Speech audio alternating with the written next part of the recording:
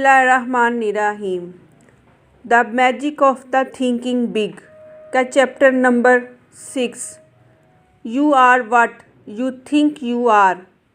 आप क्या सोचते हैं, आपको क्या सोचना चाहिए। दूसरे लोग वही कुछ हम में देखते हैं जो कुछ हम उनको दिखाते हैं। हम जैसा सोचते हैं वैसा ही सलूक हमारे साथ होता है और वैसे ही हम बन जाते हैं जैसा हम सोचते हैं। जो शख्स ख्याल करता है कि वो कमतर है और इज़्ज़त के लायक नहीं है तो वो असल में कमतर हो जाता है।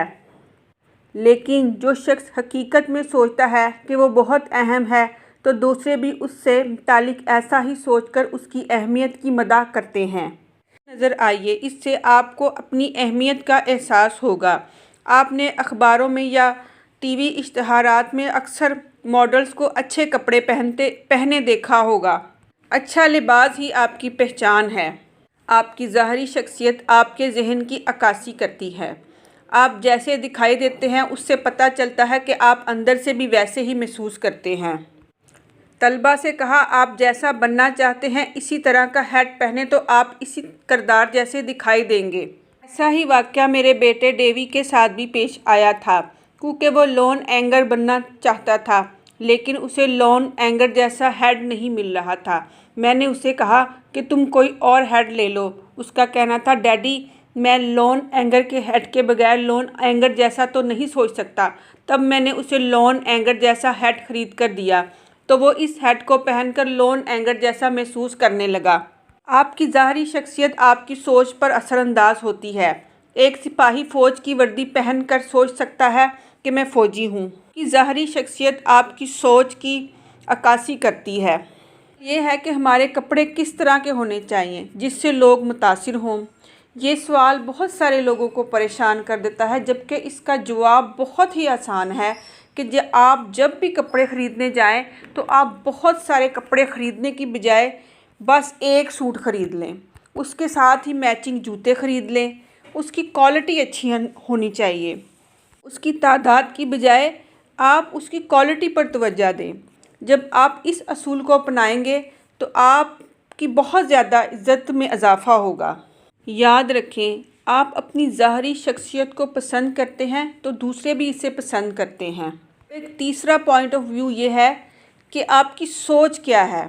आपकी सोच ही आपके काम की नुमाइंदगी करती है। आपने उन 3 इमारतें तैयार करने वाले मिस्त्रियों की कहानी तो सुनी होगी।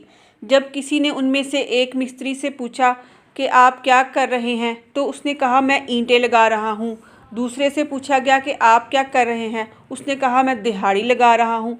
तीसरे से पूछा तो उसका जवाब था कि मैं एक अजीम तरीन मस्जिद तैयार कर रहा हूँ। इस कहानी से हमें ये तो मालूम नहीं होता कि इन 3 मिस्त्रियों के साथ ज़िंदगी में क्या क्या वाक़यात पेश आए। पहले दोनों मिस्त्री तो सिर्फ़ आम से मिस्त्री मालूम होते थे, लेकिन तीसरे मिस्त्री हमें एक अजीम आदमी दिखाई देता है जो कि अपने काम की इज़्ज़त करता है, जो कि अपने अंदर एक माहिर तामीर की बसीरत रखता है। कामयाब माहिर तामीरात बन जाएगा क्योंकि उसका जहन बहुत वसी है। पहले दोनों मिस्त्री आम से इंसान हैं और अपने काम को कोई अहमियत नहीं देते। जब हम अपने काम को अहमियत देते हैं तो इससे हमें अपनी ज़िम्मेदारियों का एहसास महसूस होता है। जब आप सोचते हैं कि आप बहुत अहम इंसान हैं, आपकी कारकर्दगी बहुत बेहतर है, आपका काम बहुत अहम है, तो यकीनन आपको कामयाबी मिलेगी। कामयाबी की चाबी आपके पास है। अगर आप मुस्बित सोच रखेंगे तो ज़रूर कामयाब रखेंगे। लोग आपके अमल से आपकी सलाहियतों का अंदाज़ा लगाते हैं कि आपका अमल आपकी सोच के ताबिया है। तो कामयाब लोगों में आपको एक चीज़ मिलेगी, वो है वल्वला और जोश। आपने गौर किया होगा कि डिपार्टमेंटल स्टोर का सेलमैन अपने ग्राहक का किस कदर पुरजोश इस्तकबाल करता है ताकि उसकी फ़रोख्त ज़्यादा हो।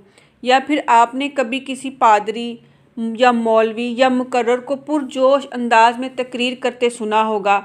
अगर आपके इर्द गिर्द कहीं ऐसा जोश और वल्वला हो तो आप उसको अपना लें। लेकिन ये जोश और वल्वला कैसे पैदा होता है? इसको अपने अंदर पैदा करने का तरीका बहुत ही सादा है।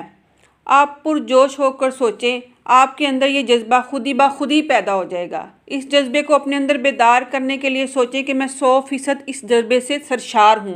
जब आप पुरजोश होकर सोचेंगे तो ये जोश आपको अंदर से बेदार करेगा। आप रोज़ाना अपने आप से दिन में कई दफ़ा गुफ्तगू किया करें। मिसाल के तौर पर कार फ़रोख्त करने वाले एक सेलमैन ने मुझे बताया कि उसने कामयाबी हासिल करने वाली तकनीक इस तरह हासिल की थी कि उसने बताया कि जब 3 साल पहले ही मैंने ये काम शुरू किया तो मुझे बहुत मुश्किल पेश आई। दूसरे, जब मैं फ़ोन पर बात करता तो मुझे बहुत शर्म आती और डर भी लगता था, लेकिन जब मैं फ़ोन पर उन्हें कार ख़रीदने की तरगीब देता तो वो कहते ज़रूरत नहीं है और फ़ोन बंद कर देते। हर सोमवार को हमारा मैनेजर हमारा इजलास तलब करता और हमें सिखाता कि हम काम कैसे करेंगे। उससे मुझे काफ़ी हौसला मिलता। एक दिन मुझे ख़्याल आया कि अगर हमारा मैनेजर हमें रोज़ हदायत देता है और सिखाता है तो क्यों ना हम खुद अपने आप को हदायतें दें और ख़ुद को सिखाएं। एक दिन मैंने अपने आप पर यह तरीका आजमाने का फ़ैसला किया। मैं एक कार में जाकर बैठ गया और कई मिनटों तक अपने आप को हदायत देता रहा कि मैं बहुत अच्छा सेलमैन हूँ और बहुत अच्छा काम कर सकता हूँ। लोगों को बहुत अच्छे तरीके से कायल कर सकता हूँ। मैं जिन लोगों को फ़ोन करूँगा उन्हें कारों की ज़रूरत है और मैं उन्हें कारें बेचूँगा। इसके बाद मैंने अपने आप में बहुत ज़्यादा एतमाद महसूस किया। दूसरे दिन भी मैंने ऐसा ही किया। इसके बाद मैंने एक जगह फ़ोन किया और एतमाद से गुफ्तगू की और मैं कार फ़रोख्त करने में कामयाब रहा और इसके बाद मुझे कभी नाकामी नहीं हुई। अपनी सोच को हमेशा बुलंद रखो, अहम तरीन लोगों की तरह सोचो।